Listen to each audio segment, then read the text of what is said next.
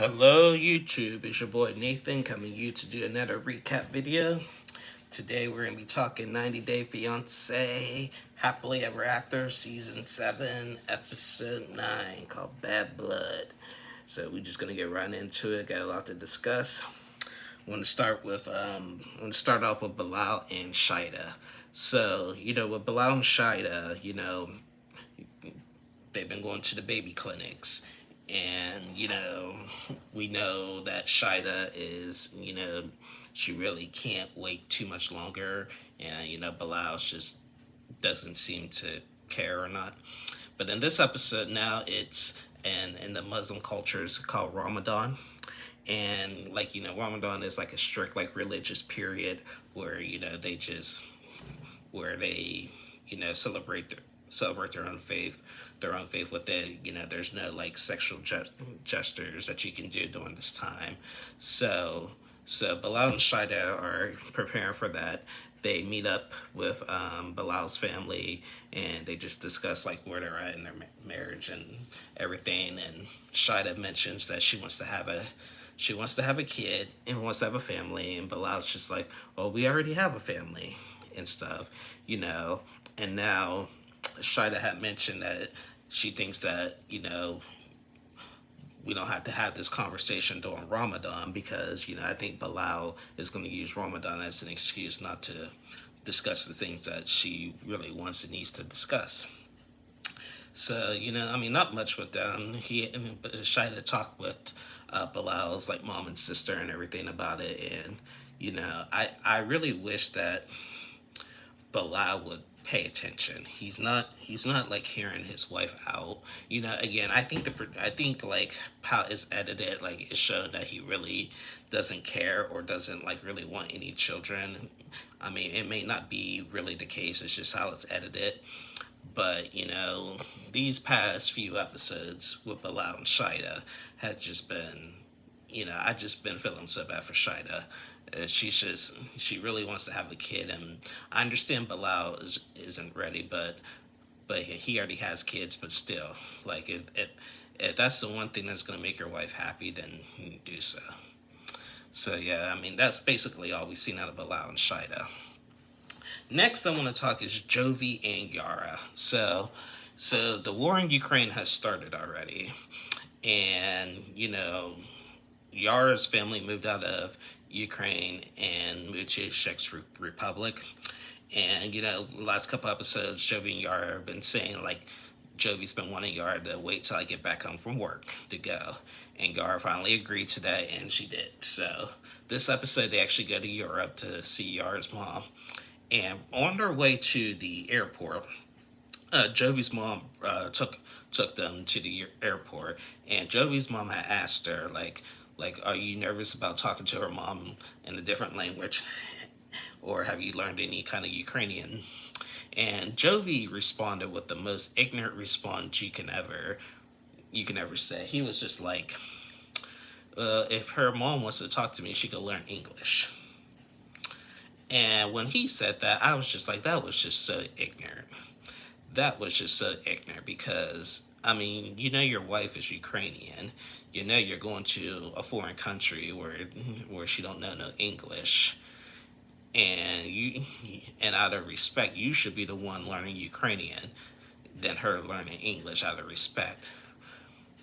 And I just thought that was just so rude. I thought that was disrespectful to his wife. I thought that was disrespectful to anybody in a foreign country. Just how he worded that. He is complete. Jovi is a millennial. Jovi is a clear millennial. But that was just so ignorant. I lost a lot of respect for him for saying that. But anyway, I could go on about that, but that didn't even worth my time. So they get to Europe. Yara's mom meets them at the airport with flowers, and she finally got to meet baby Mila and stuff, and it was just beautiful. And Yara's already back in Europe already and doesn't even want to go back to the U.S. Yara says, "Oh, I love my life in the U.S." Which, no, you don't. But I really don't want to go back. I want to stay here longer. And I do think that was kind of like Yara's kind of intention, because I mean, she says she loves her life in the U.S., but in reality, she don't. Like, she really can't stand it. Like, because all she does is just complain, complain, and complain. And I think that this was her. And she's talking in her language that Jovi can't even understand.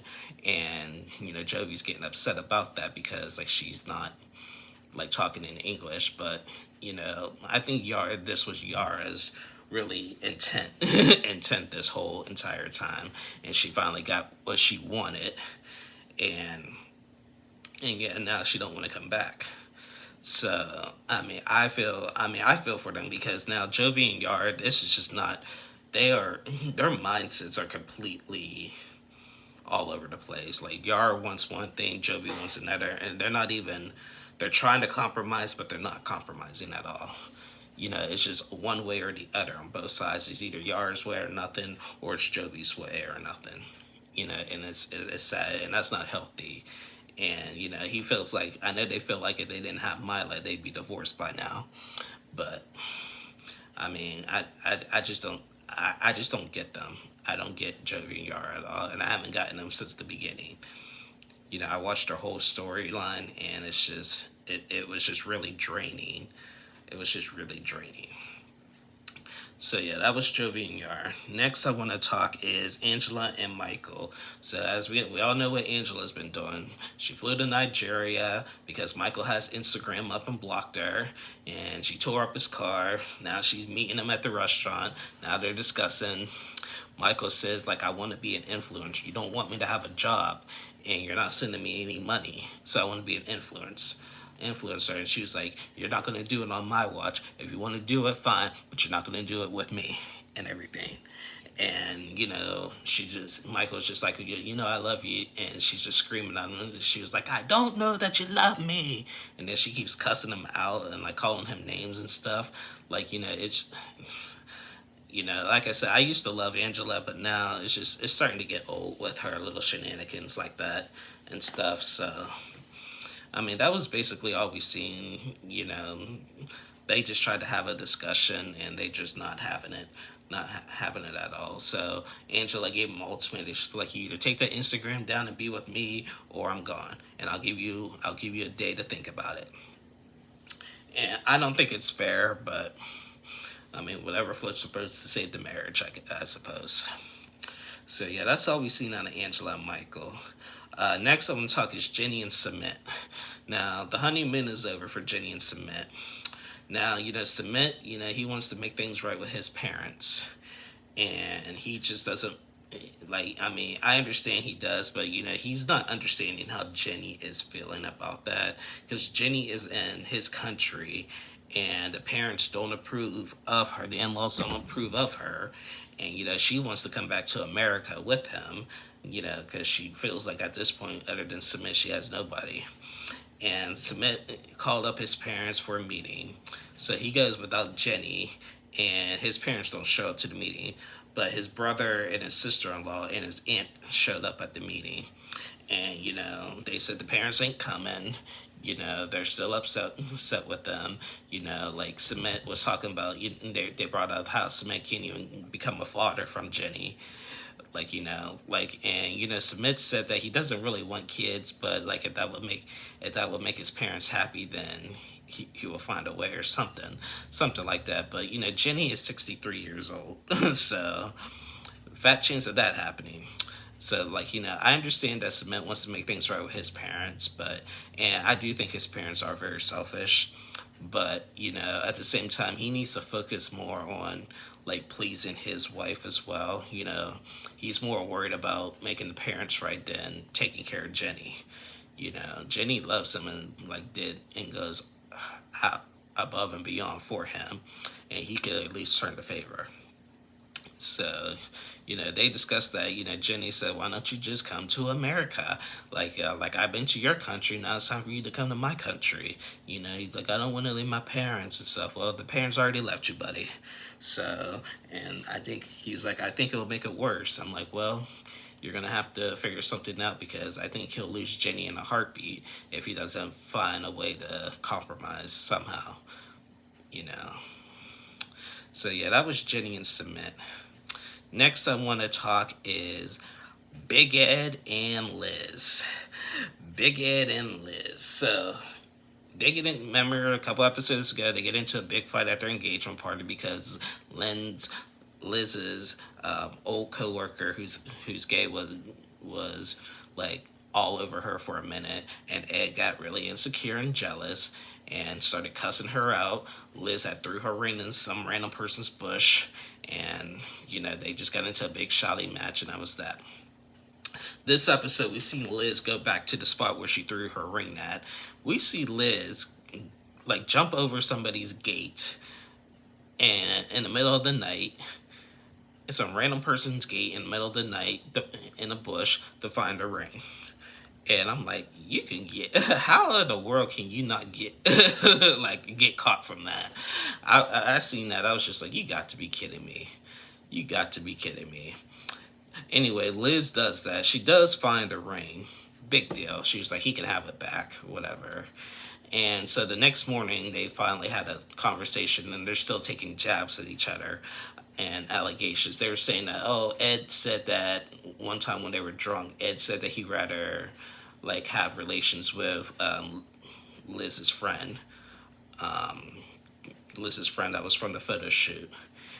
And, Liz made comments about how big Ed is, what. And so, well, actually not how big, how small he is, and what. And, they're just taking jabs at each other. Ed is just being complete unreasonable at this point. And there's really nothing to be jealous about. There's nothing to really be jealous about. And this argument that they're having about it is just so stupid. And I just think Ed is going to lose her for real. And she's really Liz is trying really hard to work this out with him. And he is just not listening. He's just taking jabs, saying, you're not ready, I can't marry you, blah blah blah. You're not telling me the truth. And I was just like Ed, just grow up, please. Just grow up.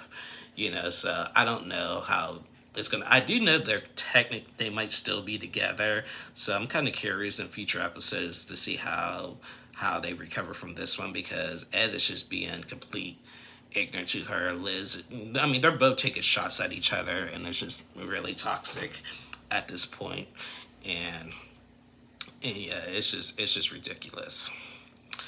And so yeah, that was Big Ed and Liz. And last I want to talk is Kimberly and Usman. So last week's episode, we seen Kimberly by the bull for the mom, and they met up with Usman's family, and they did not approve, and they thought that the bull was a bribe. So in this episode, they're still continuing on that. Kimberly's so upset, Usman's family actually suggested that Kimberly should be the second wife, and that Usman should find somebody in Nigeria and younger. And so they leave the house. Kimberly and Usman get into a big argument about that.